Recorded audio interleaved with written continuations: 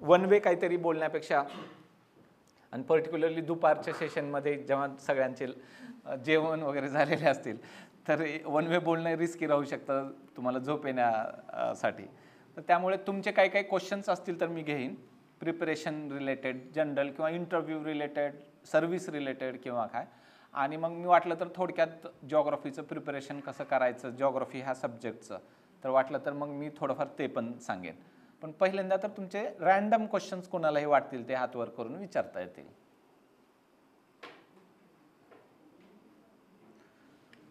प्रिपरेशनच्या स्ट्रॅटेजीजमध्ये कसं करायला पाहिजे, अभ्यास काय आहे, तर पुण्यात आपला ऑलरेडी ग्रुप आहे, त्याच्या थ्रू करतोय आपण. खूप मोठ्या प्रमाणामध्ये ऑफिसर्स होत आहेत तिथे. तर त्यामुळे तुम्हाला येत असलेल्या अडचणीच्या स्वरूपात ओव्हरऑल प्रिपरेशनशी रिलेटेड काय विचारायचं असलं तर विचारता येईल. हां ओके, हां विचारा.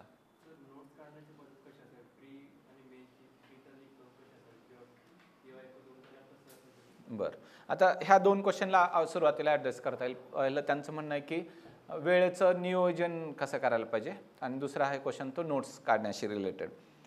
तर वेळेचं नियोजन म्हणजे एक तर दररोजच्या ज्या वेळा तुमच्या अभ्यासाच्या आहेत त्याच्यामध्ये अभ्यासाचे सेशन्स म्हणून तुम्ही फिक्स करा. कोणता सब्जेक्ट केव्हा करायचा ही नंतरची गोष्ट. फक्त किती ते किती वेळेमध्ये मी लायब्ररीत बसून अभ्यास करणार आहे ह्याच्या वेळा फिक्स करा. आणि ते एक सेशन हे साधारण 2-3 तासाचं तरी असावं. 3 तासाचं असलं तरी चालतंय. असे 3 सेशन जरी केलात तरी ते चांगलं होऊ शकतं. तुमचं क्लासचं टायमिंग फिक्स आहे की दररोज कसं व्हॅरी होतं मला ते नाही माहिती आहे, परंतु मग तुम्ही किती वाजता उठताय, किती वाजता झोपताय, आणि लायब्ररीमध्ये किती वाजता जाताय, आणि टोटल आवर्स किती होत आहेत हे एकदा कॅल्क्युलेट करा.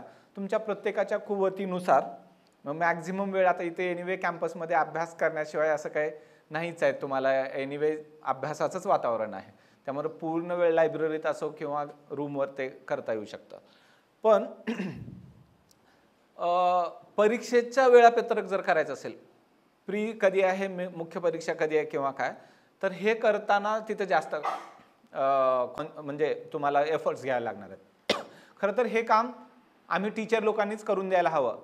कोणता सब्जेक्ट कधी करायचा आहे, कोणत्या दिवशी हा टॉपिक करायचा आहे, किंवा कुठले बुक्स यूज करायचे आहेत किंवा काय, हे पूर्ण प्लॅनिंगच करून द्यायला हवं. तसं एक केलेला प्लॅन मी, तो जो 140 डेजचा आहे ते आपल्या मुलांना नंतर देता येईल जसं तसं, त्यांना कळावं म्हणून की कसा प्लॅन असावा एवढ्यासाठी. पण आम्ही 140 दिवसाचा प्लॅन केला. आत्ताची जी MPSCची प्रिलिम्स आहे 28 एप्रिलला, आपण सगळे त्या परीक्षेला बसतोय ना. हां, तर त्या 28 एप्रिलच्या परीक्षेला 11 डिसेंबरला मागच्या महिन्याच्या प्लॅन सुरू करून 140 दिवसाचा डे वाईज प्रत्येक दिवशी सकाळच्या सेशनमध्ये कुठल्या पुस्तकातून किती पेजेस वाचायचे, कोणता चॅप्टर करायचा 4 तासात, आफ्टरनून सेशनमध्ये 4 तासात कोणत्या पुस्तकातून कुठले कुठले पेजेस वाचायचे, असं पूर्ण 140 दिवसाचा प्लॅन येतो. कोणत्याही दिवशी पेज बघितलात तर असं ह्या तारखेला ह्या वारी ह्या बुकमधून हे पेजेस करायचे, अगदी पेज वाईज तसा प्लॅन रेडी आहे पूर्ण 28 एप्रिलपर्यंत. ते असणं म्हणजे मग काय, तुम्हाला की पूर्ण 5 महिन्यामध्ये म्हणजे रिव्हिजन इन्क्लुडेड आहेत, त्याच्यामध्ये 2 रिव्हिजन इन्क्लूड आहेत. म्हणजे मंडे टू फ्रायडे तुम्हाला सॅटर्डे अभ्यास दिलाय आणि संडे कम्प्लिटली रिकामा ठेवलाय रिवाईज करायला. तर तुम्ही पण शक्यतो एक दिवस आठवड्यातून रिव्हिजन करण्यासाठी ठेवायला हवा.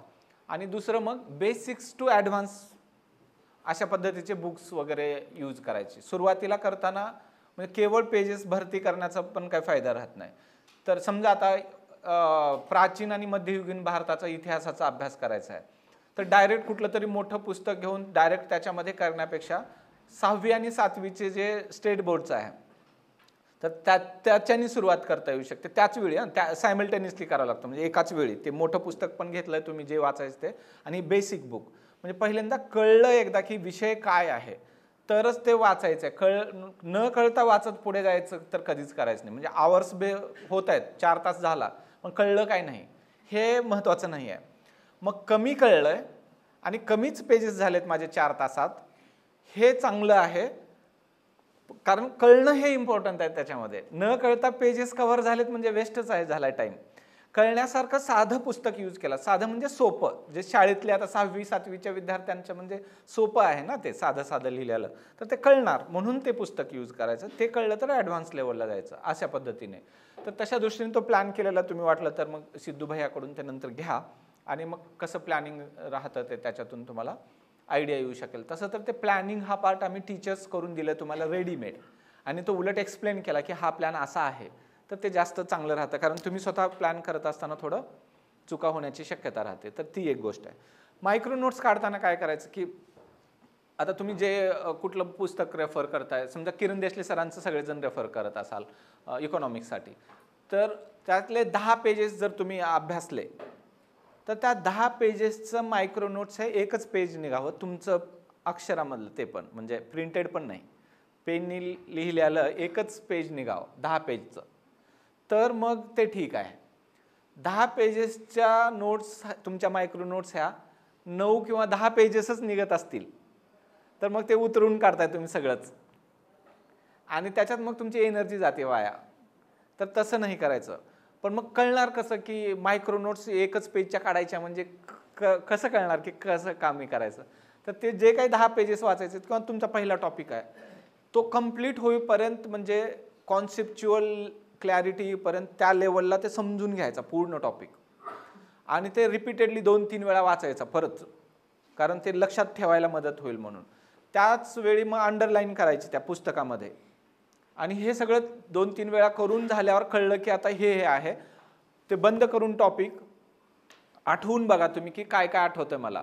तर काही की वर्ड्स आठवतील तुम्हाला पूर्ण टॉपिकचे, ते म्हणजे मायक्रो नोट्स. ते कीवर्ड जे आठवत आहेत किंवा मिस आउट होत आहेत, आठवत पण नाहीत, हा काहीतरी आहे पण मला आठवत नाही, तो पण मग इम्पॉर्टंट आहे.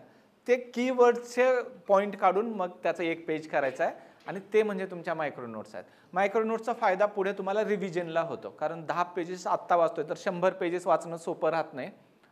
त्या 100 पेजेसच्या 10 पेजेसमध्ये नोट्स जेव्हा होतील त्या सोप्या राहणार आहेत आणि ते तुमच्या भाषेत असणार आहेत. पूर्ण लांब सेंटेन्स लिहायचे नाहीत मायक्रो नोट्स काढताना, कीवर्ड्सचं कलेक्शन फक्त करायचं त्याच्यामध्ये. तर तशा पद्धतीने त्या नोट्स काढता येऊ शकतील. अच्छा, अजून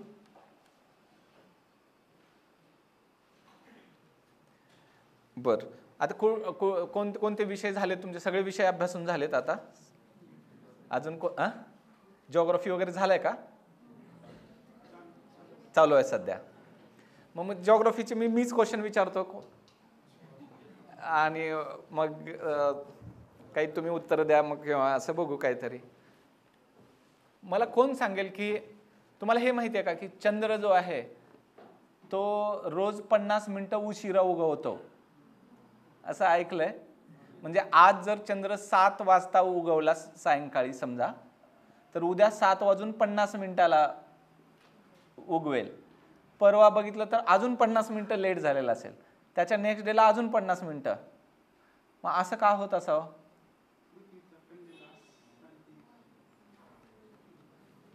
काय? हां,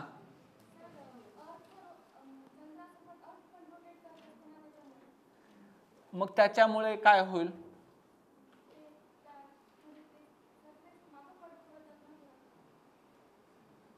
अच्छा, थोडंफार क्लोज आहात तुम्ही त्याच्या. कोण सांगू शकेल अजून थोडं नीट कळेल असं एक्सप्लेन? त्याच्या जवळ आहेत त्या. पण बर, पृथ्वीचा कललेला आस म्हणजे ते ॲक्सिस जो आहे 23.5नी इन्क्लिनेशन झालेलं, त्याचा रोल आहे का याच्यामध्ये काही? चंद्र उशिरा किंवा लवकर उगवण्यामध्ये किती जणांना वाटतं आहे? ओके. आणि किती जणांना वाटतं नाही, त्याचा रोल काही नाही आहे? अच्छा, बरं. आता हे होतं, काय होतं, आपण जेव्हा अभ्यास करतो ना काही गोष्टी पाठ करून जातो, मग तो कललेला आस किंवा इन्क्लाइंड ॲक्सिस हे ऐकलेलं असतं आणि मग ते कॉपी पेस्ट होऊन जातं. मग त्याचं लॉजिक क्लिअरली कळलं पाहिजे ना.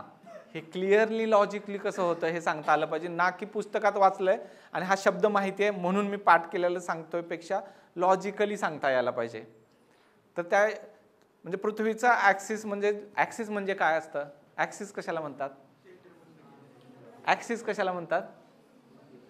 आस कशाला म्हणतात? नो, म्हणजे ट्रान्सलेशन नका सांगू, मिनिंग सांगा. कशाला म्हणायचं? ऍक्सिस कशाला म्हणायचं? कोण सांगेल?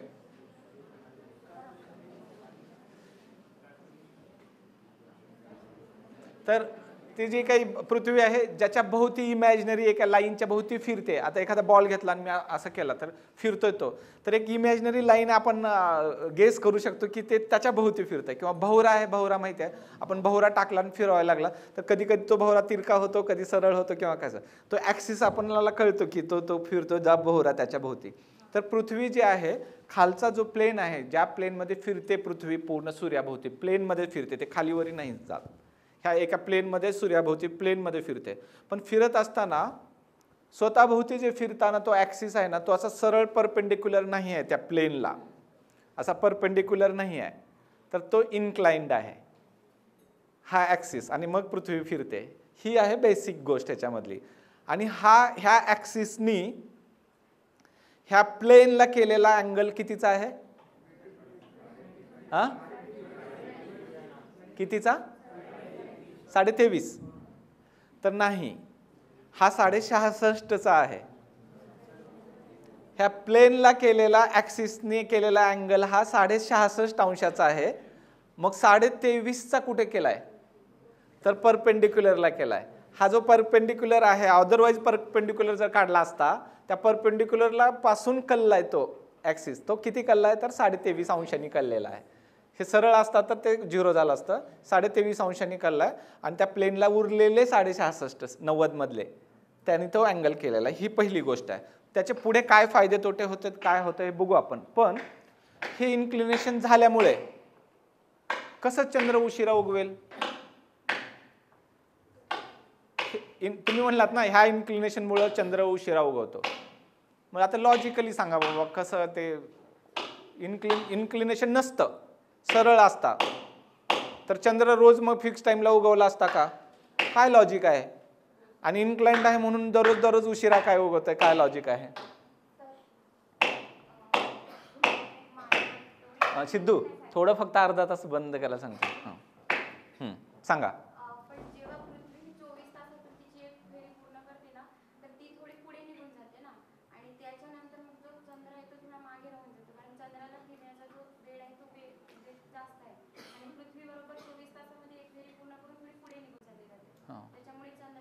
किंवा पुढे निघून पृथ्वी जाते आणि चंद्र मागे राहतो. किंवा मे बी जास्तीत जास्त काय होऊ शकतं उलट, की चंद्र अजून पुढे गेलेला असू शकतो एखाद्या वेळी, वेगळी आहे म्हणून. अच्छा, तर बरोबर आहे त्यांचं. मे बी सांगण्याचं थोडंसं कमी जास्त होत असेल, पण त्या आणि त्यात तुम्ही दोघीही बरोबर सांगितलं. हे काय आता कसं आहे माहित नाही हे.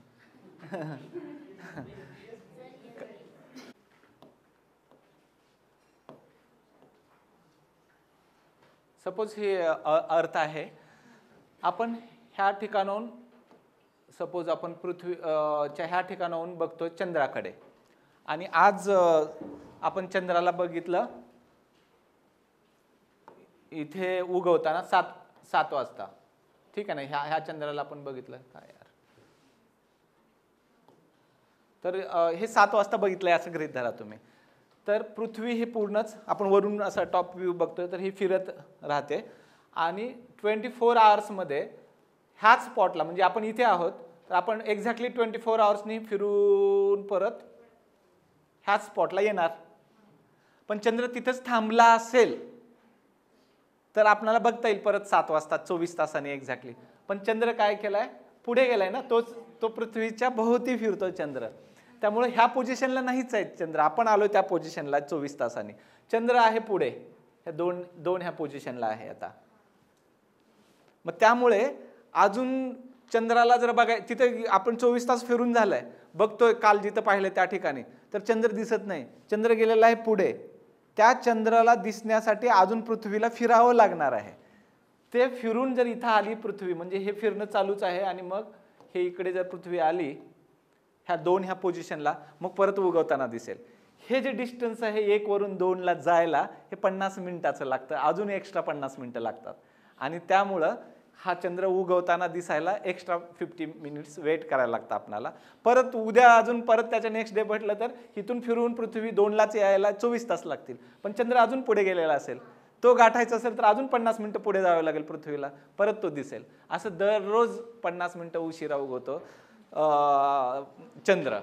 त्याला इन्क्लाइंड आहे पृथ्वी की नाही याचं काही घेणं देणं नाही. ॲक्सिस सरळ असला काय आणि वाकडा असला काय त्याच्याने काय ह्याच्याने फरक पडत नाही. ठीक आहे. तर त्यामुळे फक्त आणि फक्त ते पुढे गेलेला असतो म्हणूनच होतं. पण मग इन्क्लिनेशनमुळं, इन्क्लाइंड ॲक्सिसमुळे काय होतं?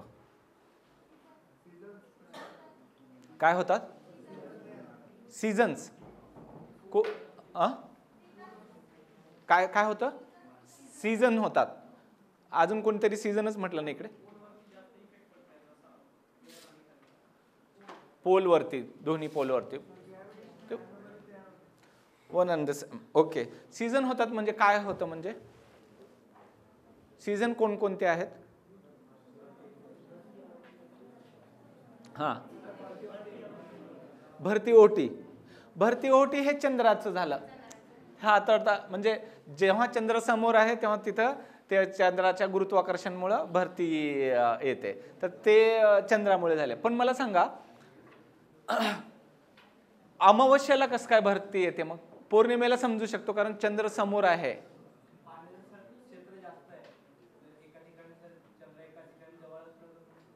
म्हणजे हे लक्षात घ्या आता मी तुम्हाला पोझिशन, की इथे जर चंद्र असेल तर चंद्राकडच्या बाजूला भरती येणं हे समजू शकतो. आता इकडे अमावस्या असणार पृथ्वीच्या इकडच्या भागाला, तर ह्या भागाला पण भरती येते. चंद्र ज्या बाजूला त्याच्या उलट्या बाजूला पण भरती चाललेली असते. तिथे कसं काय भरती येते? म्हणजे येच समजू शकलं मी कारण चंद्राचं गुरुत्वाकर्षण आहे. पण बी ह्या ठिकाणी सुद्धा जर भरती येत असेल, काही येते का नाही? बी ह्या ठिकाणी, बी ह्या ठिकाणी सुद्धा भरती येते. त्याचं कारण हे आहे की सेंट्रीफ्युगल फोर्स, म्हणजे आपण सेंट्रीफ्युगल फोर्स माहिती असेल तुम्हाला, ते बाह्य बाजूला ओढणार. पृथ्वीला जर सगळं पाणी इकडेच गेलं असतं तर पृथ्वीचा बॅलन्स गेला असता. तर स्वतःला बॅलन्स करण्यासाठी बाकीचं पाणी इकडे आलं तरच पृथ्वी बॅलन्स राहते, आणि त्यामुळे इकडच्या बाजूला आलेलं असतं. आणि ऑपोजिट साईडला सुद्धा भरती आलेली असते, जिथे पौर्णिमा आहे त्याच्या ऑपोजिट साईडला. But this is different thing. मला सांगा सीझन्स किती आहेत? कोणकोणते? उन्हाळा आणि हिवाळा, बरोबर ना, मेनली. मग आपण पावसाळा हे आपण तसं सीझन नाही आहे. पाऊस हा एकतर हिवाळ्यात पडतो किंवा उन्हाळ्यात पडतो. म्हणजे मेन सीझन तसं पाहिलं तर तसे उन्हाळा आणि हिवाळा असंच म्हणता येईल. आता हिवाळा आहे आपल्याकडे नॉर्थ हेमिस्फिअरमध्ये असताना, तर हा हिवाळा मेनली सूर्याच्या कुठल्या पोझिशनमुळे आहे? म्हणजे सूर्य कुठे आहे? तर तो साऊथ हेमिस्फिअरमध्ये गेलाय. तो ट्रॉपिक ऑफ कॅप्रिकॉर्नच्या तिथे गेल्यामुळे आपल्याकडं कमी सूर्यप्रकाश आहे म्हणून होतं. हे जे कमी सूर्यप्रकाश आहे किंवा मग जूनमध्ये जास्त होणं, ही जी गोष्ट आहे ते इन्क्लिनेशनमुळे होते. जर ते सरळ असते आणि पृथ्वी असते तर हाफ भाग पृथ्वीचा नेहमी उजेडात असला असता, हाफ भाग नेहमी अंधारात असला असता, पृथ्वी फिरत राहिला असती. दररोज 12 तासाची रात्र, 12 तासाचाच दिवस असला असता. त्यामुळे जेवढा तास पृथ्वी उजेडात आहे तेवढीच अंधारात असल्यामुळे दिवसभरात जेवढी काही एनर्जी, सोलर एनर्जी मिळाली ती रात्री सगळी निघून गेली असती, आणि दररोज ठरलेल्या प्लेसेसचं टेम्परेचर तेवढंच राहिलं असतं वर्षभर. जळगावला एक अमुक टेम्परेचर आहे, तर वर्षभर कुठल्याही महिन्यात तेवढंच टेम्परेचर राहिलं असतं, कारण तिथे 12 तासाचा दिवसच राहिला असता जळगावला, 12 तासाची रात्रच राहिला असती all time of the year. किंवा सेम कुठेतरी नॉर्वेमधल्या एखाद्या प्लेसला पण तसंच राहिलं असतं, भलेही तिथली दिवस हा फेंट राहिला असता, कारण सूर्य मुळातच दूर आहे, विषुववृत्ताच्या जवळपास सूर्य असतो म्हणून. पण त्यांचा दिवस पण 12 तासाचाच राहिला असता, रात्र पण 12 तासाचीच राहिला असती. तिथं ओव्हरऑल टेम्परेचर जळगावपेक्षा कमी राहिलं असतं, कारण विषुववृत्तापासून दूर आहे म्हणून. पण नेहमी तेवढंच टेम्परेचर राहिलं असतं. असं होत नाही. हिवाळ्यामध्ये ह्या सगळ्या प्लेसेसला खूप कमी टेम्परेचर जातं. जेवढं विषुववृत्तापासून दूर आहे एखादं प्लेस, तेवढे तिथली थंडी अजून वाढत जाईल पोलर साईडपर्यंत. जेवढं एखादं प्लेस इक्वेटरच्या जवळ आहे विषुववृत्ताच्या, तेवढं तिथलं समर आणि विंटर मधला फरक कमी राहील. मग हे जे आहे एखाद्या ठिकाणी खूप थंडी होणं किंवा गरमी होणं, हे केवळ आणि केवळ त्या इन्क्लिनेशन बरोबर सूर्याभोवती फिरणं, ह्या दोन्ही गोष्टी एकत्रित असायला हव्यात. आणि त्यामुळं हे होतं. कारण मग हिवाळ्यामध्ये पृथ्वी फिरत असताना जास्त वेळ अंधारात राहते नॉर्थ हेमिस्फिअर. आता सध्या जर बघितला तर 12 तासापेक्षा जास्त वेळ अंधार असतो. म्हणून दिवसभरात जर 11 तास सूर्यप्रकाश आहे आणि 13 तास रात्र आहे, तर जेवढी काही एनर्जी सूर्यप्रकाशाकडून येते त्यापेक्षा जास्त एनर्जी खर्च होते रात्री आकाशात जाऊन, आणि म्हणून थंड होते पृथ्वी. आणि म्हणून आपल्याला तो सीझन हा हिवाळा म्हणून म्हणतो आणि याच्या उलट उन्हाळा. आता ते खरं तर डेमो करून दाखवलं तर कळतं, पण ठीक आहे, तुम्हाला बेसिक माहीत असणार आहे. पण याच्यातून कन्क्लुजन काय आहे, सीझन्स हे त्या पृथ्वी जे इन्क्लाइन झाले ॲक्सिस ते आणि रिव्होल्युशन म्हणजे सूर्याभोवती फिरणे आणि इन्क्लिनेशन, या दोन्ही गोष्टी होत असल्याने सीझन्स होतात. मग चंद्र उगवतो उशिरा हे त्याच्याशी रिलेटेड नाही, पण सीझनला रिलेटेड मात्र ती गोष्ट आहे की जे इन्क्लिनेशन आहे ते. तर ठीक आहे, अजून काही तुम्हाला विचारायचं आहे अशा कुठल्याही क्लायमॅटॉलॉजीच्या गोष्टी किंवा काय, किंवा ओव्हरऑल मग आपण जिओग्राफीच्या प्रिपरेशन विषयी जाऊ शकतो. अजून काय आहे विचारा, काही इंटरेस्टिंग गोष्टी अशा. अच्छा, त्यांचं क्वेश्चन आहे इंटरव्ह्यूसाठी काय प्रिपरेशन आहे. मग डायरेक्ट इंटरव्ह्यूवर ही जाता येईल, पण बाकी प्री मेन्स रिलेटेड काय आहे का अजून, ओव्हरऑल स्ट्रॅटेजीशी रिलेटेड.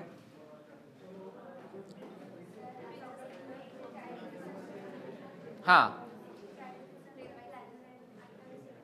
हां बरोबर. हां हां, एक दोन गोष्टी म्हणजे तुम्हाला जनरलाइज लागू पडणाऱ्या गोष्टी जर विचारल्या तर तुम्हाला फायदा होईल त्याचा. एक तर हे करा की त्या आता कंबाईनचं प्लॅन 140 दिवसाचं जसं राज्यसेवेचं आहे तसं कंबाईनचा काही प्लॅन आहे का विचारतात. पण मग कुठलाही असो, कुठलीही एक्झाम जे टार्गेट करताय त्याचं डे वाईज प्लॅन करणं खूप इम्पॉर्टंट आहे. तुम्ही एकतर हे पण करायला हवं की कुठली एक्झाम टार्गेट करताय हे ठरवायला हवं. एकाच वेळी खूप साऱ्या एक्झाम जर देत राहिलात तुम्ही तर ते नुकसानीचं होऊ शकतं.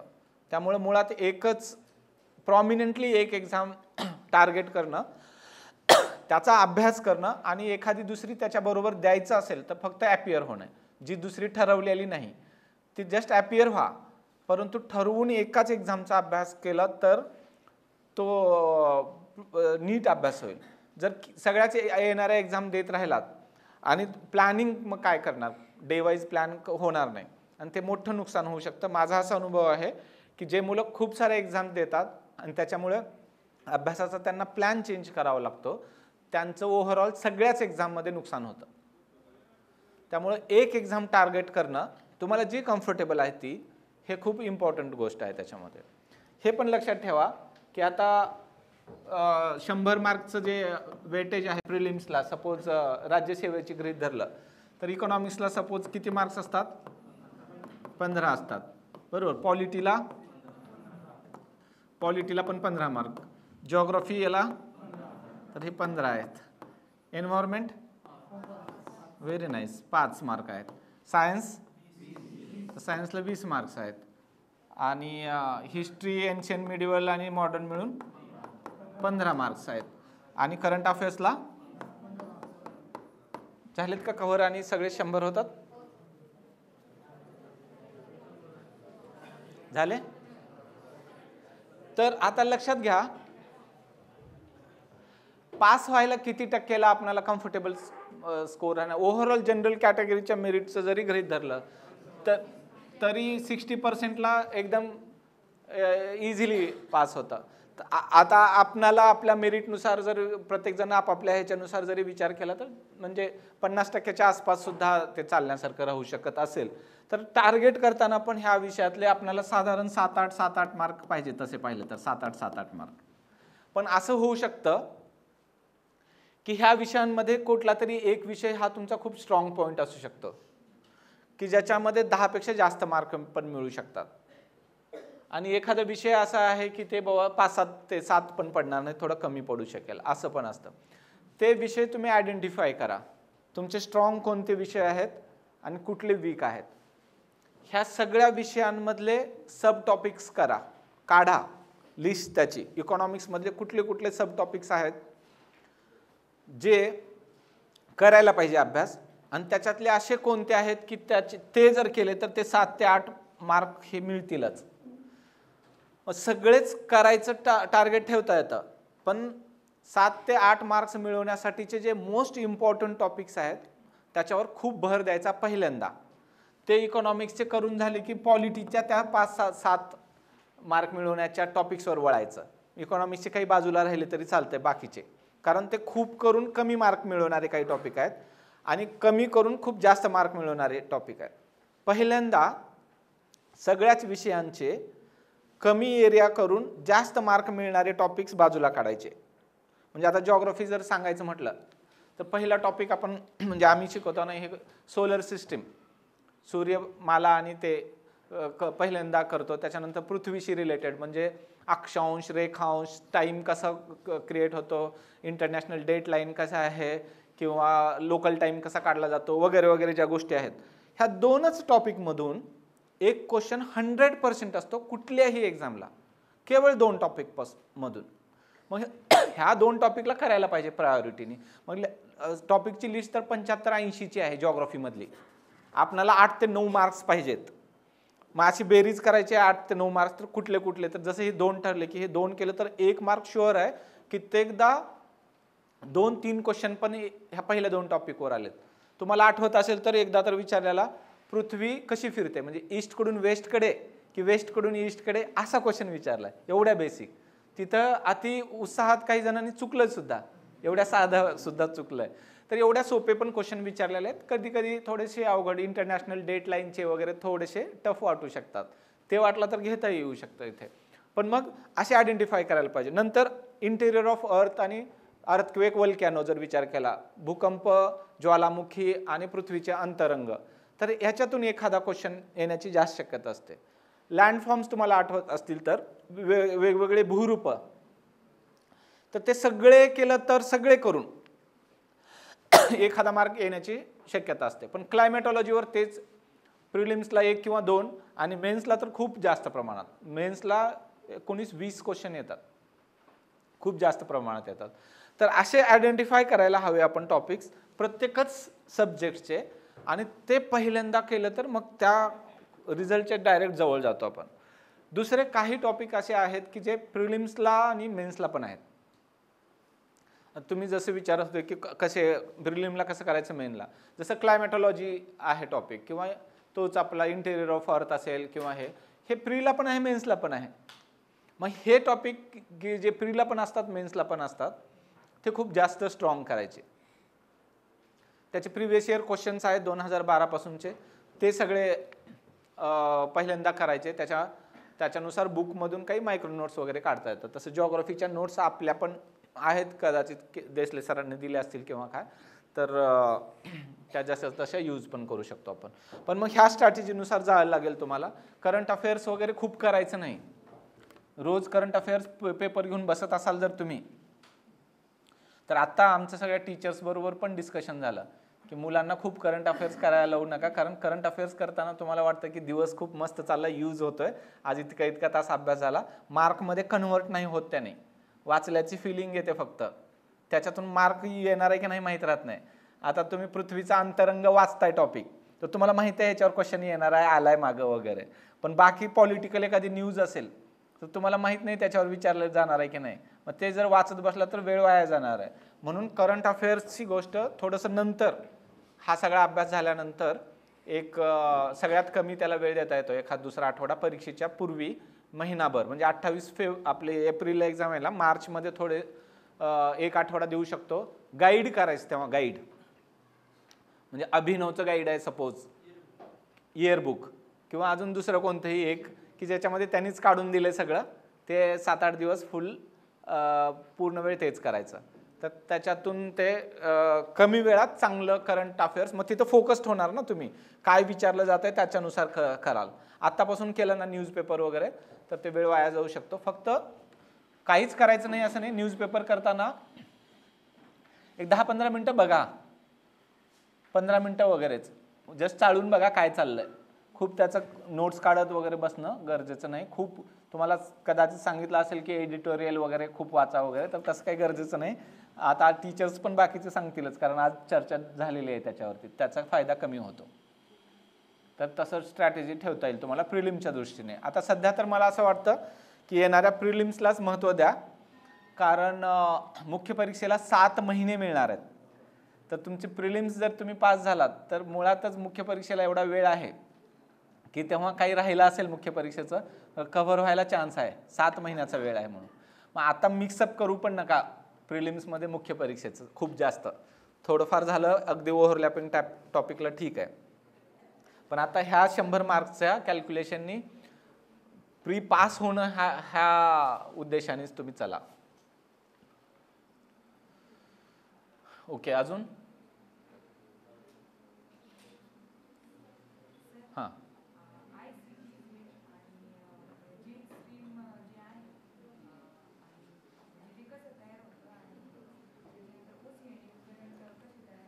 ते एक सांगायचं होतं. ओके, काय काय रिझन्स असतील पण मग गरम पाणी काही ठिकाणी म्हणजे गरम आहे पाणी ते थंड भागात जाईल, थंड पाणी हे गरम भागात येईल. म्हणजे डिफरन्स ऑफ टेम्परेचर, म्हणजे टेम्परेचर डिफरन्स असं म्हणता येईल त्याच्यामध्ये. म्हणजे तापमानातला फरक, तापमानातला फरक हे एक कारण आहे. मी एक्सप्लेन करतो नंतर. पण त्यांचं म्हणणं आहे की पाण्याचं जे तापमान आहे पाण्याचं त्याचा डिफरन्स जर असेल टेम्परेचरचा, त्याच्यानी सागरी प्रवाह तयार होतो. What is meant by ocean current?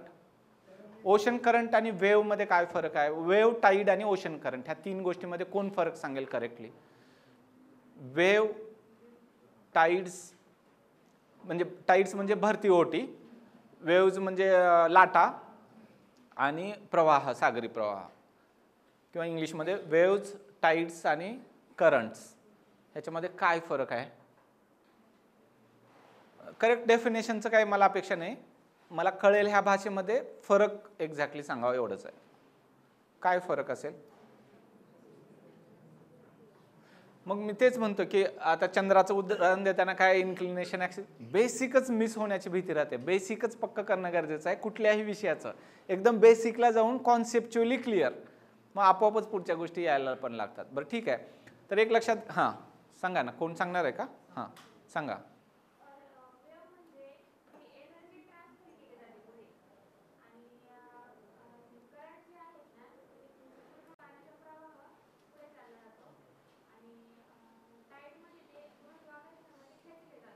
बरोबर, तर साधारण त्यांचं बरोबर आहे म्हणता येईल तसं. तर वेव्हमध्ये लक्षात घ्या तुम्ही, वेव्ह लाटा जेव्हा दिसतात तेव्हा एखादा बॉल वगैरे टाकला, तर बॉल न टाकता लाटा बघितला तर असं लक्षात येईल की एक लाट अशी येते आपल्या पूर्ण कोस्टपर्यंत, म्हणजे ट्रॅव्हल होते असं वाटेल. पण बॉल फेकल्यावर लक्षात येईल की तो बॉल खालीवर जातो फक्त. मग लक्षात येईल की ते ट्रॅव्हल नाही होत आहे, ते फक्त खालीवरी होते, तिथे ऑसिलेट होते फक्त. आणि म्हणून ॲक्च्युली पाण्याची मुवमेंट ही सेंटरकडून कोस्टकडे किंवा उलट्या दिशेने अशी काही होत नसते वेव्हची, फक्त खालीवरी ऑसिलेट होत असतं.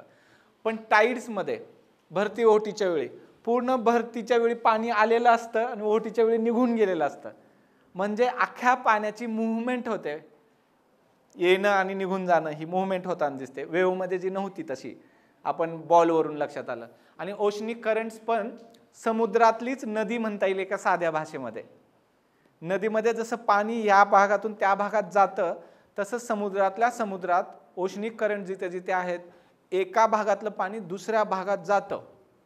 मग ते एक्झाम्पल म्हणून असं की आता तुम्हाला आठवत असेल गल्फ स्ट्रीम आठवते, जे की मेक्सिको किंवा फ्लोरिडा, जो अमेरिकेचा फ्लोरिडाचा भाग आहे, गल्फ ऑफ मेक्सिको पासून ते नॉर्वेपर्यंत जाणारी ती गल्फ स्ट्रीम असते. तर त्या पाण्यामध्ये एखाद्या बॉटलमध्ये तुम्ही चिठ्ठी टाकली आणि लिहिले नॉर्वेच्या लोकांना की हाय हाऊ आर यू, तर ती बॉटल अख्खी US मध्ये टाकलेली ती पाण्याची बॉटल प्रवाहाबरोबर तिथं नॉर्वेला पोहोचली, तर इट मीन्स की ते पाणी तेवढ्या लांब त्या नदीसारखं ट्रॅव्हल केलंय, ते तसं करतं. म्हणजे एकंदरीत फरक मध्ये लक्षात घ्या की ओशनिक करंट हे ॲक्च्युली पाणी एका बाजूतून दुसरीकडे जात आहे. मग असं जर पाणी या बाजूहून दुसऱ्या बाजूला जात असेल तर ते कुठले फॅक्टर आहेत की ते पाणी असे ह्या बाजूहून त्या बाजूला नेत आहेत ते बघतोय आपण. मग त्यात दीदी म्हटल्या की तापमान जे टेम्परेचर आहे पाण्याचं, कुठेतरी पाणी थंड आहे आणि कुठेतरी गरम आहे, हा जो डिफरन्स आहे टेम्परेचरचा ते एक कॉज आहे हे प्रवाह होण्यासाठी. असे अजून कुठले कुठले कॉजेस असू शकतात? मोस्ट प्रॉमिनंट कॉज काय असू शकतात? Coriolis force is also a prominent cause. Great. Okay.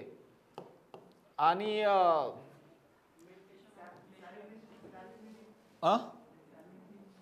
सॅलिनिटी सुद्धा आहे, पण मग एक तुम्ही याच्यामधलं ते महत्वाचं आहे, मी 4 नंबरला सॅलिनिटी लिहितो. क्षारता किंवा मग प्रेशर पण आहे, म्हणजे हवेचं प्रेशर आहे, ॲटमॉस्फिअरचं प्रेशर ऑन द हे ॲटमॉस्फिअर प्रेशर वगैरे. पण एक विसरताय तुम्ही, मोस्ट प्रॉमिनंट कोणतं? हां मग ते पण आहे, ते अगेन इनडायरेक्ट आहे, दॅट इज ऑल्सो देअर, पण the most prominent one you are missing out.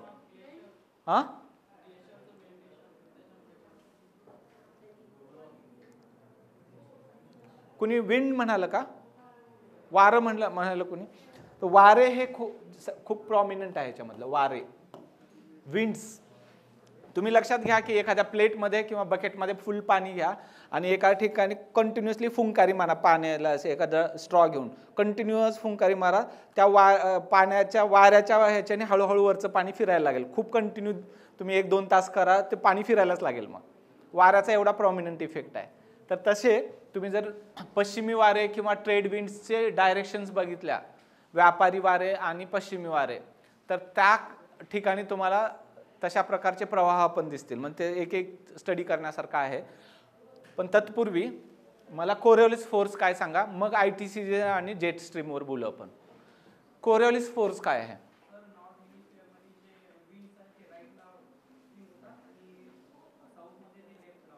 मग फक्त विंड्स आहेत की कुठलीही moving body?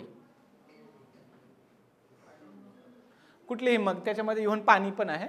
Anything which moves in the northern hemisphere will get deflected towards right hand side आणि south हेमिस्फिअरमध्ये ते लेफ्ट हँड साईड. ह्याला कोरिओलिस फोर्स म्हणतात. तसं त्याच्यामध्ये अगेन हे कसं होतं, काय होतं, हे याच्यामध्ये पडता येऊ शकतं. पण परीक्षेच्या दृष्टीने एवढं जरी ते पाठांतर म्हणून जरी केलं की मूव्ह होणारी बॉडी ही राईट हँड साईडला डिफ्लेक्ट होते नॉर्थ हेमिस्फिअरमध्ये आणि त्याच्या उलटं होतं हे साऊथ हेमिस्फिअरमध्ये, तर त्याच्याने बऱ्याचशा गोष्टी आपल्याला आयडिया येऊ शकते त्याच्यामध्ये, वाऱ्यांची सुद्धा. तर सपोज हे विषुववृत्त आहे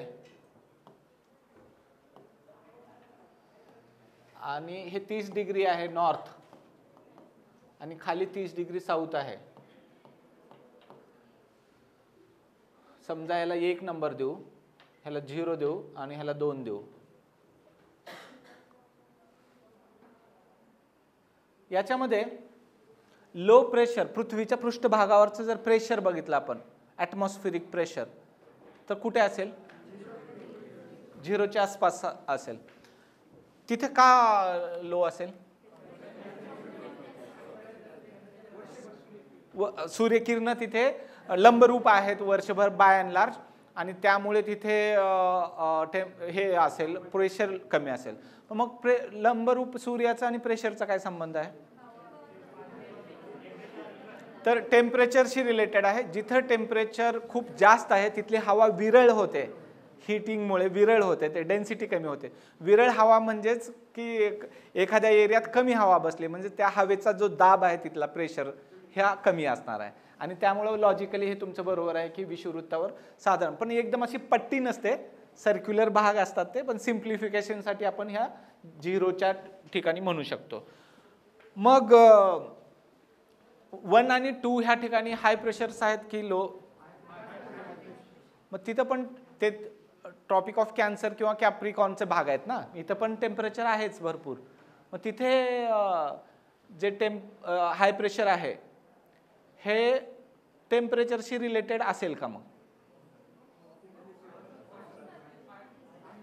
म्हणजे 1 आणि 2 ह्या ठिकाणी जर हाय प्रेशर असेल तर तो टेम्परेचर मुळे असेल का? जसं 0 वाला होता टेम्परेचरमुळे, मी पण मान्य केलं, तुम्ही सांगितलं ते एक्सप्लेन करून. 1 आणि 2 ठिकाणी जर हाय प्रेशर असेल तर is it because of low temperature? एवढं तर लो राहत नाही ना, आपण जिथे राहतो तिथं हाय प्रेशर बरं, कुठे असं पृथ्वीवर आहे की जिथं हाय प्रेशर आहे आणि it is definitely because of low temperatures? हे कुठे आहे? पोलर याच्यामध्ये, म्हणजे इथे डेफिनेटली इथं आहे हाय प्रेशर आणि this is because of low temperature. आणि हा पण, मग ह्याला आपण थर्मल लो म्हणतो, म्हणजे टेम्परेचरमुळे आहे म्हणून ह्याला लो प्रेशर म्हणतो. आणि ह्याला पण थर्मल हाय म्हणतो, म्हणजे हाय प्रेशर जरी असला तरी हा थर्मल हाय आहे टेम्परेचरमुळं. मग मधला जो आहे ना, हा 1 नंबरला 2 नंबरला किंवा याच्या नंतर पण येणारे 60 डिग्रीचे आसपास असणारे जो लो असतो, 60 डिग्री नॉर्थ आणि साऊथ लॅटिट्यूडला लो प्रेशर बेल्ट आहे. आणि आता 1 आणि 2 ठिकाणी 30 डिग्री नॉर्थ आणि साऊथ लॅटिट्यूडला हाय प्रेशर आहे. Those are not because of temperature. हां, तर मग तुम्ही एकंदरीत म्हणू शकता की पृथ्वीच्या रोटेशनमुळे वगैरे, पण एकंदरीत काय आहे की ते टेम्परेचरमुळे नाही, एवढं तरी लक्षात ठेवा. इकडले गेलेले जे वारे आहेत हे वरती जातात इथे आणि ते कुठेतरी खाली यायला पाहिजे त्यांना. तिथे पृथ्वीचा आकार छोटा झालेला असतो. लार्जर एरियातून स्मॉलर एरियात जर गेलं तर डेन्स होते हवा, तीच हवा खाली येते आणि that becomes high pressure etcetera. पण एनी हाऊ हे सगळे ऑल्टरनेट मग high pressure low pressure high pressure low pressure असे ते बेल्ट्स आहेत. आणि आपण बघतो हवा ही डॅशकडून डॅशकडे वाहते, प्रेशर हायकडून लोकडे वाहते. मग इकडून हायकडून लोकडे व्हायला पाहिजे नॉर्मली, ह्या हायकडून ह्या लोकडे व्हायला पाहिजे नॉर्मली. आणि मग इथे कोरिओलिस इफेक्ट रोल प्ले करतो आणि नॉर्थ हेमिस्फिअरमधले सगळे राईट हँड साईडला डिफ्लेक्ट होतात. त्यामुळे ह्याची राईट हँड साईड ही आहे त्या वाऱ्याच्या दिशेची राईट हँड साईड, त्यामुळे सगळे वारे असे येतात. आणि हे लेफ्ट हँड साईडला डिफ्लेक्ट होतं, त्यामुळे हे सगळे वारे असे येतात. आणि त्यामुळे इथले असं दिसतंय की हे कंटिन्युअसली वर्षभर ईस्टकडून वेस्टकडे, म्हणजे नॉर्थ ईस्टकडून आणि साऊथ ईस्टकडून वेस्टकडे वाहतात. सिम्पली काय की ईस्टकडून वेस्टकडे वाहत आहेत असं म्हणू शकतो आपण. आणि याच्या वरती इकडे वेस्टकडून ईस्टकडे, ते तसंच बघायला पाहिजे नीट. एकंदरीत काय की वरती जे आहे ते वेस्टकडून ईस्टकडे वाहणारे, इथून हे ईस्टकडून वेस्टकडे वाहणारे. वर्षभर हे वाहत असल्यामुळे ह्या व्यापार करायला सोपा जायचा, म्हणून ह्याला ट्रेड विंड्स म्हणतो आपण किंवा व्यापारी वारे. आणि ह्याला आपण पश्चिमी वारे म्हणतो, पश्चिम दिशेकडून येणारे. ITCZ जी गोष्ट आहे ती इथे सेंट्रल इथे प्लेसला होते. इंटरट्रॉपिकल कॉन्व्हर्जन्स झोन, म्हणजे वरचा हा ट्रॉपिकल एरिया आहे, खालचा पण ट्रॉपिकल एरिया आहे. म्हणजे ट्रॉपिक म्हणजे काय, ट्रॉपिक ऑफ कॅन्सरच्या आसपासचा, ट्रॉपिक ऑफ कॅप्रिकॉनच्या आसपासचा, ह्या 2 ट्रॉपिक्समधले वारे जे येतात ह्या 2 झोनमधले एका ठिकाणी येणारे एका लाईनमध्ये येत नाहीत. तर ते 1000 किलोमीटरचा पट्टा आहे, 1000 किलोमीटरचा मध्ये हा जो झोन आहे मधला इथला, हा जो झोन आहे हा 1000 किलोमीटरचा पट्टा आहे. कारण 5 डिग्री नॉर्थ 5 डिग्री साऊथ एवढा पट्टा असतो तो, म्हणजे 10 डिग्रीचा फरकाचा असतो. एका लॅटिट्यूडला किती किलोमीटर असतात? 111, बरोबर की नाही? एका लॅटिट्यूडला 111, 2 लॅटिट्यूड मधलं डिस्टन्स हे 111 किलोमीटरचं असतं. 10 डिग्री असेल तर 1110 किलोमीटर होतं, म्हणून 1000 किलोमीटरचा पट्टा आहे म्हणतोय हा झोन असतो. आणि ITCZ म्हणजे इंटरट्रॉपिकल कॉन्व्हर्जन झोन, म्हणजे सूर्यानुसार तो नॉर्थ किंवा साऊथला शिफ्ट होत असतो. सूर्य नॉर्थ हेमिस्फिअरमध्ये जूनमध्ये जेव्हा असतो तर तेव्हा तो ITCZ शिफ्ट झालेला असतो. ITCZचं महत्त्व काय? ITCZ म्हणजे लो प्रेशरचा एरिया आहे. ITCZ लो आहे ना तिथं, कारण हिटिंग जास्त आहे म्हणूनच ते सूर्याबरोबर फिरतोय तो. आणि मग होतं काय की मान्सूनच्या काळामध्ये, म्हणजे आपल्या इंडियन मान्सूनच्या काळामध्ये साधारण जून महिन्यामध्ये वगैरे जेव्हा अचानक पाऊस पडतो तर ते मार्च एप्रिल मे मध्ये खूप हिटिंग झाल्यामुळं हा पूर्णच्या पूर्ण ITCZ हिमालयाच्या तिथे जातो. एवढ्या नॉर्थला 30 डिग्रीने शिफ्ट झालेला असतो. आणि ITCZ शिफ्ट झालं की पूर्ण ते वारे पण वरचे येणारे ITCZ पर्यंतच येतात.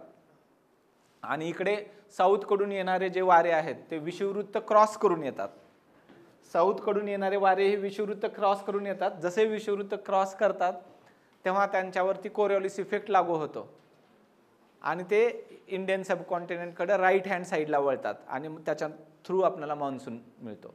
आणि त्यामुळं ITCZचा शिफ्टिंगचा आणि मान्सूनचा संबंध राहतो.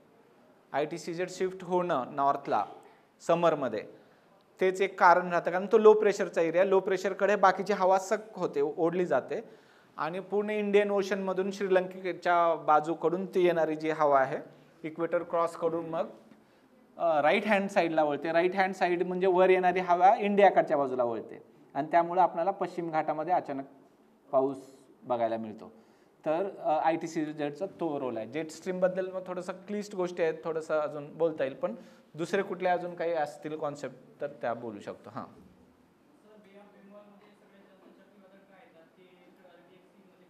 Very nice question. अजून कोण सांगेल याचं उत्तर?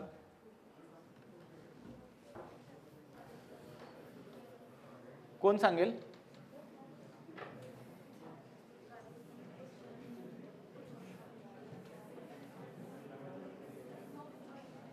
बे ऑफ बेंगॉलमध्ये जास्त चक्रीवादळे येतात, अरेबियन सी मध्ये येत नाहीत. तर असं का होतं? हे 0 डिग्री आहे, हे 30 डिग्री आहे गृहीत धरा. हे साऊथ इंडियाचा भाग आहे आणि हा आहे बे ऑफ बेंगॉलचा भाग, हा आहे अरेबियन सीचा. तर लक्षात घ्या, जेव्हा केव्हा चक्रीवादळ तयार होतात ना, ते फिरत फिरत ट्रेड विंडच्या दिशेमध्ये वेस्ट साईडला मूव्ह होत असतात. इथे ट्रेड विंड्स आहेत हो ना, 0 ते 30 मध्ये आत्ताच बघितलं आपण, व्यापारी वारे आहेत. व्यापारी वारे ह्या दिशेने येत आहेत. तर चक्रीवादळ जेव्हा तयार होतात, इथे जरी चक्रीवादळ एखादा तयार झाला तर तो मूव्ह होत ना थोडा थोडा नॉर्थला जात असतो, असा वेस्टला पण जातो आणि नॉर्थला जाऊन मग पुढे जाऊन डेसिपेट होतो. ह्याची मूव्हमेंट अशी असते. याची ही इथं तयार झाला एखादा 8 डिग्रीच्या आसपास तयार होतात आणि असं ते मूव्ह होऊन असा डेसिपेट होत होतो. तर इथे तयार झालेला जो काही चक्रीवादळ आहे तो वेस्ट साईडला मूव्ह होतो, कारण इथून येणारे वारे जे आहेत ते हे ट्रेड विंडचा बेल्ट असल्यामुळे ते वेस्ट साईडला मूव्ह होतात. इथे आल्यामुळे हे ऑनशोअर आहे, तिथे अटॅक होतो त्याचा. पण इथे तयार झालेले जनरली तिकडे मॅडागास्कर वगैरे तिकडल्या भागात जातात. म्हणून जास्तीत जास्त कुठल्याही कोस्टला, त्या ट्रॉपिकल बेल्टच्या चायनाचा कोस्ट बघा टायफून जिथं होतात, किंवा फ्लोरिडाचा कोस्ट बघा जिथं हरिकेन्स होतात, किंवा विली म्हणून ऑस्ट्रेलियाचं बघा, तर त्या सगळ्याच ठिकाणी ईस्ट साईडला ट्रेड विंडच्या बेल्टमध्ये अटॅक करतो. कधीतरी एखादा दुसरा जो हे आहे सायक्लॉन जो इथं तयार झाला आहे तो मिस झाला आणि फिरून इकडे जातो. हा फिरतो का असं? हा इथे तयार झाला सरळ का नाही जात आहे? कोरिओलिस फोर्स आहे ना, राईट साईडला वळत वळत जाणार, तो थोडा मूव्ह झाला की राईटला जाणार, अजून राईटला जाणार. इथे गेल्यानंतर का तो डेसिपेट होतो, म्हणजे खतम होतो तो 30 डिग्रीच्या आसपास. तर तिथं हाय प्रेशर आहे, तो एरिया हाय प्रेशरचा आहे. हाय प्रेशर म्हणजे हवा एकमेकांपासून दूर जाते, लो प्रेशरला बाहेरची आत येते. हाय प्रेशरला काही तिथे डेसिपेट होण्याशिवाय पर्याय नाही, कारण क्लाउड्स तयार होत नाहीत किंवा काहीच. तर ते रिझन आहे आणि इकडे डेसिपेट होत असतो. किंवा लँडवर गेला, जेव्हा सायक्लॉन एखाद्या लँडवर येतो तेव्हाही काही तास राहतो आणि मग तो तिथे पण तो मरून जातो, म्हणजे डेसिपेट होतो इंग्लिशमध्ये. तर तसं काय होतं?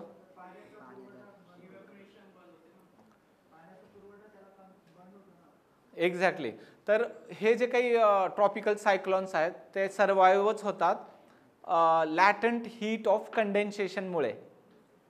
म्हणजे इव्हॅपोरेशन जे होतं पाण्याचं, त्याच्यातून मिळणारी जी एनर्जी असते ती एनर्जी ह्याला फिरवायला मदत करत असते. मग पाणीच नाही आहे लँडवर आल्यामुळे, त्याच्यामुळे इव्हॅपोरेशनचा काही संबंध नाही. इव्हॅपोरेशन झाल्यानंतर जी हीट बाहेर पडत असते ती हीट पण बाहेर पडत नाही, त्यामुळे एनर्जी मिळत नाही आणि म्हणून तो डेसिपेट होत असतो. तर लॅटंट हीट ऑफ कंडेन्सेशन न मिळणे किंवा इव्हॅपोरेशन होण्यामुळे, तर त्याच्यामुळे हे सायक्लॉन्स. ह्या सायक्लॉन्समध्ये आणि एक्स्ट्रा ट्रॉपिकल सायक्लॉन्समध्ये काय फरक असतो? जे टेम्परेट सायक्लॉन्स आणि ट्रॉपिकल सायक्लॉन मध्ये काय फरक असतो?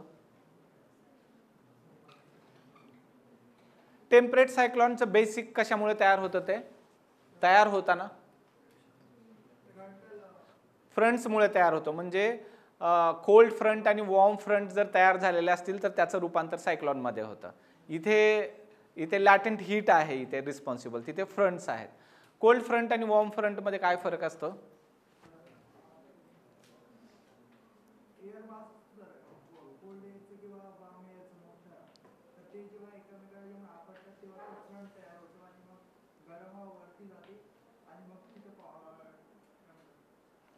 तिथे तो सायक्लॉन तयार होतो. ठीक आहे, पण मग छान आहे, म्हणजे तुमचं वाचन वाईड आहे. अरे, आणि हे तुम्ही इंग्लिश रेफरन्सेस यूज करता का, इंग्लिश बुक्स? चांगले आहे, म्हणजे बऱ्याचशा गोष्टी तुम्हाला येत आहेत, कळत आहेत, म्हणजे इट्स अ गुड थिंग. म्हणजे क्लायमेटॉलॉजी सारख्या क्लिष्ट गोष्टीमध्ये एअर मास काय असतं? एअर मास, वायू राशी काय असतं? Air mass. बरं, चालतंय, जाऊ द्या, आपण खूप टेक्निकल नको जायला. अजून दुसऱ्या कुठल्या विषयाचे काही असं स्ट्रॅटेजिक, जे की आता एक विषयाचं म्हणजे मला काय म्हणायचं की मी येऊन जिओग्राफी शिकवणं म्हणजे काय होईल, तुम्हाला येऊन एक वेळचं फिश दिल्यासारखं आहे खायला, म्हणजे फिश तयार करून. माझा हेतू आहे तुम्हाला नेट द्यावी, नेट, आणि फिशिंग शिकवावं, सो दॅट तुम्ही स्वतःचं दररोजच्या दररोज फिशिंग करू शकाल. मग आज मी जिओग्राफी शिकवणं म्हणजे तो टॉपिक क्लिअर होईल किंवा नाही होणार, किंवा गोंधळ पण निर्माण होईल तुमचा, कारण डिटेल नाही शिकवल्यामुळे, पण ते फिश दिल्यासारखं होईल, एक वेळचं जेवण दिल्यासारखं. I want you to teach you how to cook. त्यामुळे स्ट्रॅटेजी रिलेटेड काय असतील क्वेश्चन तर घेऊ, नाहीतर इतर काही अजून क्वेश्चन असतील इंटरव्ह्यू रिलेटेड, सर्व्हिस रिलेटेड, किंवा अजून काय जनरल, कारण मी रोज नाही येऊ शकणार, तर जनरल नेचरचे काय असतील तर यू कॅन आस्क मी. हां, तर आता तर प्रिलिमच्या ह्या काळामध्ये मराठी इंग्लिश तर करायला नको असं मला वाटतं, पण जर करायची इच्छा झाली, करायला वेळ मिळत असेल, किंवा फ्युचरमध्ये कराल, तेव्हा प्रिव्हियस इयर क्वेश्चन करा. प्रिव्हियस इयर क्वेश्चन करून ते सॉल्व करण्यावर भर द्या. ते सगळ्यात चांगलं कमी वेळात जास्त करण्यासारखं होईल. आणि मग ग्रामरचं वगैरे तर त्याला स्पेसिफिकली थोडे एफर्ट्स घ्यायला लागतील, पण बाकी डिस्क्रिप्टिव्ह पार्ट जो आहे त्याची प्रॅक्टिस करायला लागेल तुम्हाला. हां, कशाचे?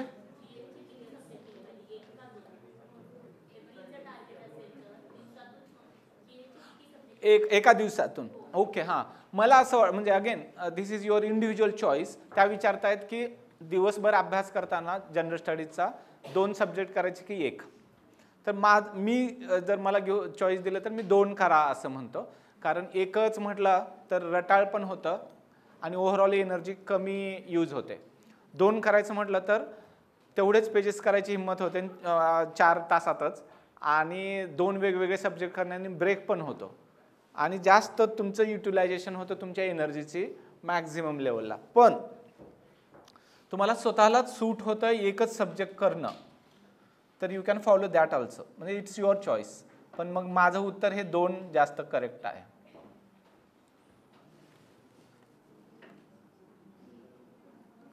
हां, बरोबर आहे, बरोबर. आता ह्याच्यामध्ये कसं आहे, जे 11वी-12वीला ज्यांना सायन्स होतं आणि सायन्स थ्रूआउट चांगलं होतं, तर त्यांना सोपं जाईल. पण बाकी विद्यार्थ्यांना मग सायन्स जर अवघड जाण्यासारखं असेल ना, तर काय करायला लागणार तुम्हाला, की एक कुठलं तरी स्टँडर्ड बुक रेफर करा, कोणतंही तुमच्या चॉईसचं. गाईड पण असू शकतं सपोज ते, किंवा मग स्टेट बोर्ड किंवा NCERT रेफर करत असाल तर 8वी 9वी 10वीचे रेफर करा. आणि ते करत असताना प्रिव्हियस इयर क्वेश्चन बघा, आणि ती इन्फॉर्मेशन कमी पडत असेल तुमच्या पुस्तकामध्ये दिलेली, तर तुम्ही ॲड करा क्वेश्चन पेपरच्या बेसिसवर ती इन्फॉर्मेशन त्या टॉपिकच्या तिथे, आणि ते भरपूर भरून काढायला लागेल मग तुम्हाला ते बुक, आणि मग परत ते रिपीटेडली रीड करावं लागेल. तुम्हाला खूपच सायन्सची भीती वाटत असेल तर काही ठराविक टॉपिक जे खूप इम्पॉर्टंट आहेत त्याच्यावर जास्त भर देऊन त्याच्यातला ॲव्हरेज स्कोर आणायचा प्रयत्न करा, 20 मार्कापैकी 10 येतील असं. आणि मग तुम्हाला जर बाकी सब्जेक्ट इकॉनॉमिक्स, पॉलिटी, हिस्ट्री मग चांगले वाटत असतील करणं, तर त्याच्यात मग जास्त मार्क्स मिळवायला पाहिजे. मग ते मिळायची गॅरंटी असेल तरच सायन्स मग ॲव्हरेज मार्क आणायची ठेवू शकता. 20 पैकी 10 आले तरी चालेल, बाकी विषयामध्ये 10 पेक्षा जास्त यायला पाहिजे, 15 पैकी. असे 2-3 जरी विषय तुम्हाला मिळाले की मला 10 पेक्षा जास्त येतील, तर मग तुम्हाला सायन्स थोडं कमी महत्त्वाचे टॉपिक करायचं चॉईस राहील, पण पर्याय नाही त्याला. अजून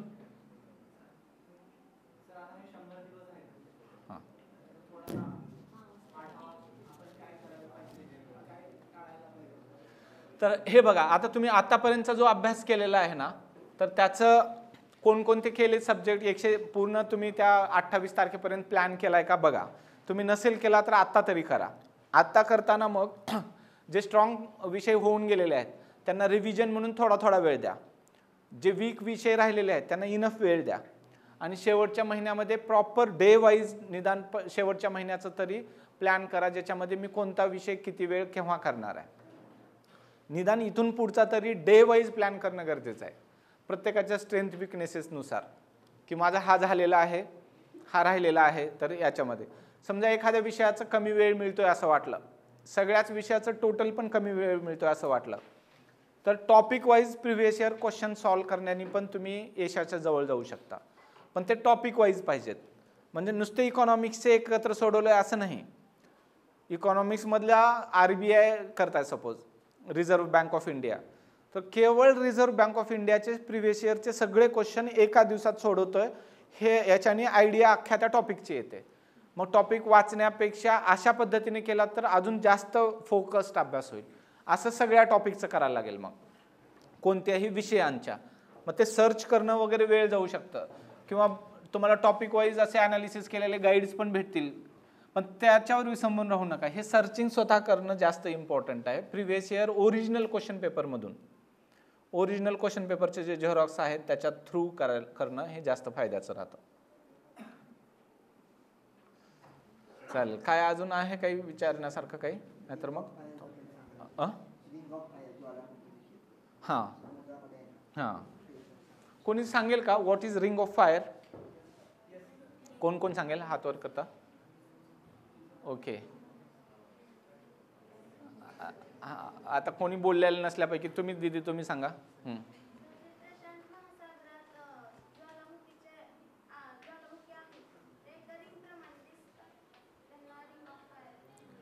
मग तसे का आहे तिथे ज्वालामुखी?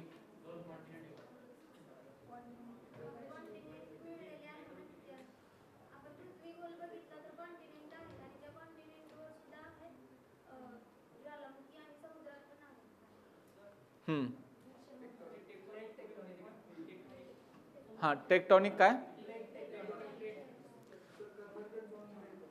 म्हणजे दोन कॉन्टिनेंट एकत्र आले तर ज्वालामुखी होतो का? हां, प्लेट. बरं, मला सांगा, जर प्लेट्स असतील, कशाला प्लेट म्हणतो आपण? पण म्हणजे काय, किती किलोमीटरचा भाग, काय कशावर फिरतात त्या, किती किलोमीटरचा आहे म्हणजे डेप्थ, त्या प्लेटची डेप्थ जी आहे, जाडी किती किलोमीटरची असते?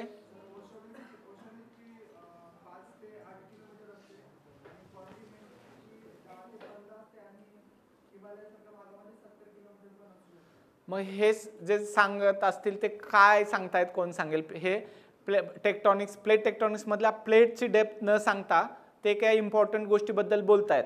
ओशनिकचं 5 ते 7 आणि कॉन्टिनेंटचे 70 पर्यंत समजा, ही एका इम्पॉर्टंट गोष्टीबद्दल बोलतायत. ते कशाबद्दल बोलतायत? ते क्रस्ट बद्दल बोलतायत. अर्थच्या क्रस्टची जाडी सांगतायत ते. मग पण ठीक आहे, ते फेअर कन्फ्युजन आहे, म्हणजे it's a logical confusion, although it's a confusion.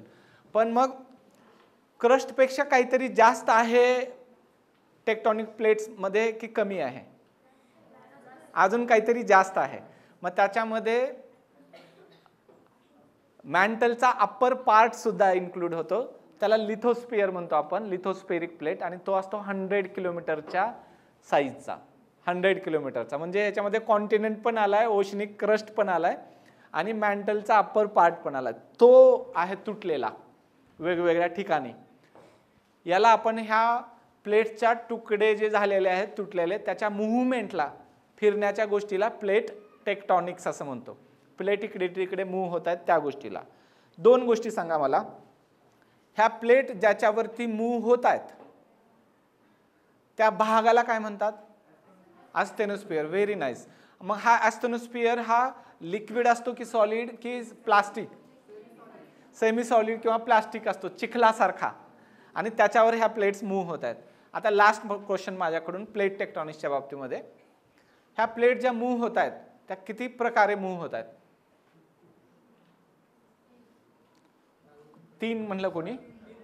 कोण म्हटलं 3? 2 प्रकारे? फक्त 2 प्रकारे? 3 प्रकारे?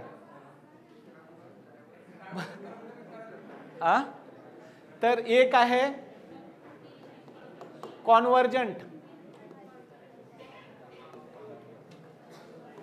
दुसरा आहे डायव्हर्जंट, आणि तिसरा कोणता असेल? ट्रान्सफॉर्म. तर तिसरा आहे ट्रान्सफॉर्म. तर एक लक्षात घ्या, 2 प्लेट एकमेकांकडे येत आहेत कॉन्व्हर्जंट, 2 प्लेट एकमेकांपासून दूर जात आहेत डायव्हर्जंट, आणि 2 प्लेट फक्त एकमेकांपासून जात आहेत, हे ट्रान्सफॉर्म आहे. तर मला सांगा आता, कॉन्व्हर्जंट प्लेट बाउंड्रीज असतील तर त्या प्लेट बाउंड्रीजला काय काय तयार होतं? म्हणजे मला सांगा, अर्थक्वेक, वल्कॅनो ह्याच्या स्वरूप म्हणजे ह्याच्यामध्ये कॉन्व्हर्जंट असतील तर काय काय होईल? वल्कॅनो आणि माउंटन बिल्डिंग पण होईल, ज्याच्यामध्ये फोल्ड माउंटन्स तयार होतील. कॉन्व्हर्जंट प्लेट बाउंड्रीजचे एक्झाम्पल सांगता का मला? माउंटन बिल्डिंग पण झाली, आणि हिमालय आहे एक, अँडीज, रॉकीज हे पण त्यामधलेच भाग आहेत. कॉन्व्हर्जंट प्लेट बाउंड्रीज 3 प्रकारच्या असतात. त्या कुठल्या कुठल्या? कॉन्टिनेंट ओशन, ओशन ओशन आणि कॉन्टिनेंट कॉन्टिनेंट. ओशन ओशनचं लास्ट एक्झाम्पल सांगा, मग ते प्लेट टेक्टॉनिक्स बंद करू. मिड अटलांटिक रिज हे कॉन्व्हर्जंट प्लेट बाउंड्रीला होईल का तयार? डायव्हर्जंट बाउंड्रीला तयार होईल. आता हे असं झालं की एक 5-6 जणाला ह्या गोष्टी माहिती आहेत असं दिसतंय, बाकीच्यांना थोडंसं अजून वाचन राहिलेलं दिसतंय. मग त्या कॉन्सेप्ट समजून सांगायला लागेल. पण छान आहे, म्हणजे एक तरी वाटलं की मला नव्हतं अपेक्षित की तुम्हाला प्लेट टेक्टॉनिक्स वगैरे त्या लेवलचं सगळ्यांना माहीत असेल, पण बऱ्याच विद्यार्थ्यांना ते पण माहिती आहे. मराठीत पण शब्द नाही चालतंय, ते काय नाही. चालेल, अजून एखाद दुसरे काय असेल तर विचारायचं, तर हे करा, मग थांबू आपण. इन जनरल काय असेल विचारायचं विचारा, मग थांबू अदरवाईज.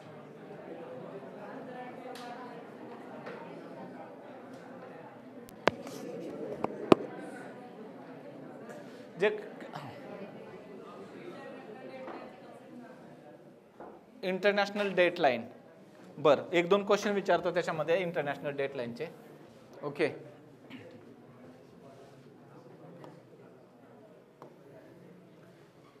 हे समजा इंटरनॅशनल डेटलाईन आहे.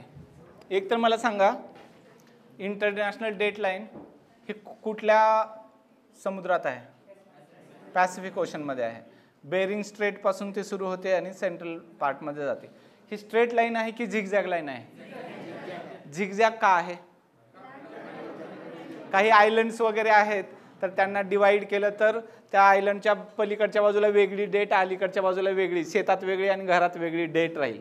तर ते होऊ नये म्हणून एक आयलंड पूर्ण एका ग्रुपमध्ये घेण्यासाठी त्याला झिगझॅग केलेलं आहे, पहिली गोष्ट. तर मला सांगा की एखादं जहाज किंवा व्यक्ती, ही अशी ईस्टकडून, ही ईस्ट साईड आहे ह्या इंटरनॅशनल डेट लाईनची, ही वेस्ट आहे. म्हणजे जपान वेस्ट साईडला असेल की ईस्ट साईडला? ईस्टला.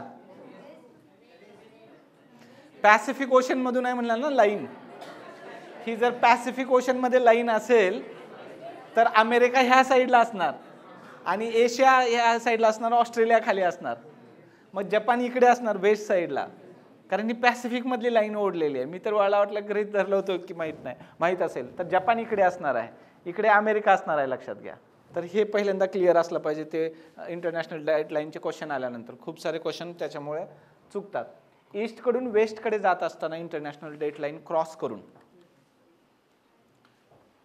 आपणाला टाइम तर सेम असतो, फक्त डे चेंज करायला लागतो. तर तो डे हा पुढचा करायचा की मागचा, ईस्ट कडून वेस्ट कडे जाताना?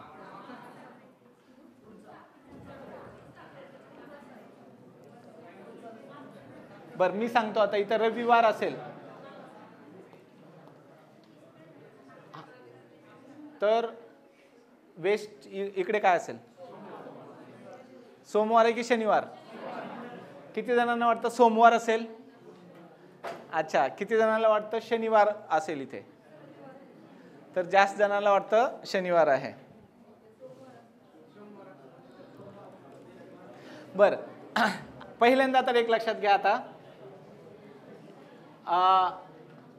21 हा आकडा लक्षात ठेवा पोरांनो.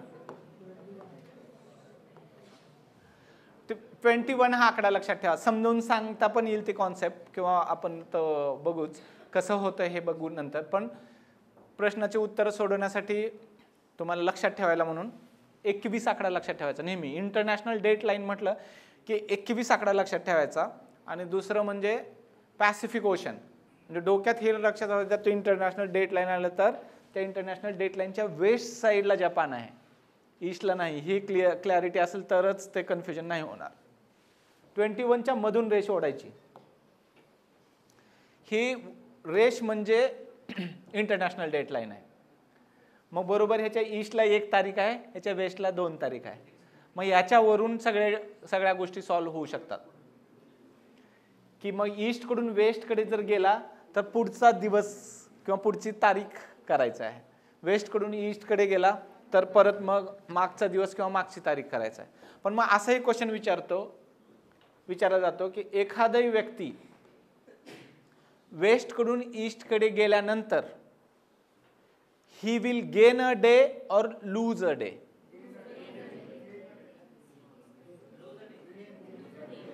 वेस्ट कडून ईस्ट कडे एखादी व्यक्ती गेल्यानंतर he will gain a day or lose a day?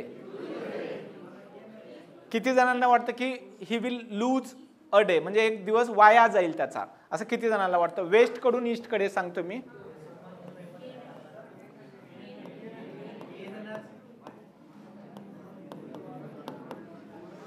Waste कडून ईस्ट कडे जाताना एखाद्या व्यक्तीला एक दिवस मिळेल की वाया जाईल?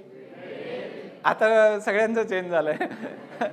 तर ही व्यक्ती इथे आहे आणि रविवार फुल त्यांनी एन्जॉय केलाय आणि जस्ट आता 1 मिनिटांनी सोमवार होणार आहे. त्याच वेळी इकडे शनिवारचा पण रविवार होणार आहे. त्या 1 मिनिटात पटकन इकडे जर उडी मारला तर अख्खा रविवार इकडे एन्जॉय करून सोमवार व्हायच्या मिनिटाला फक्त पलीकडे जायचं आहे. तो परत रविवार सुरू झालेला असतो, तिथे शनिवार संपून अख्खा अजून एक रविवार मिळणार असतो. आणि that's why he will or she will gain a day. Even 21 आकडा असला तरीही whether that person will gain a day or lose a day असा विचारला क्वेश्चन, तर ते हे 2 म्हणजे लूज आहे आणि 1 ही गेन आहे, कारण अजून एक दिवस एक्स्ट्रा मिळणार आहे, कारण 1चा 2 होणार आहे तिथे, म्हणून गेन अ डे म्हणायचं. आणि तारखा विचारला किंवा दिवस विचारला तर तसे उत्तर देता येऊ शकतात. एकदा एक क्वेश्चन विचारला होता की 1 जानेवारीला 11:30 रात्री एक जहाज ईस्ट कडून वेस्ट कडे निघाला. एक्झॅक्टली 1 तासानंतर हे 1 जानेवारी 11:30 PM ला ईस्टला होता.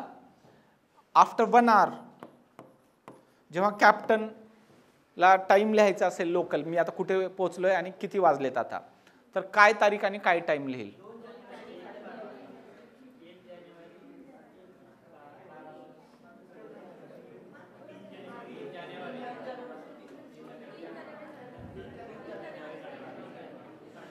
तर रात्रीचे 12:30 वाजलेले असतील एकतर. हे याच्यामध्ये टाइम सेम असतो दोन्हीकडचा, त्यामुळे हे कन्फर्म आहे, रात्रीचे 12:30 लिहिल. फक्त आता तारीख काय लिहिल? So thank you so much. 3 January is the answer. तर मग मला वाटतं की तुम्हाला लक्षात आलंय की 3 जानेवारी कसं, कारण अर्धा तासाने आता सध्याच इथं जेव्हा 1 तारीख आहे तो ऑलरेडी इथे 2 आहे. अर्धा तासाने 1चीच 2 होणार आहे, तर मग 2ची 3 पण होणार.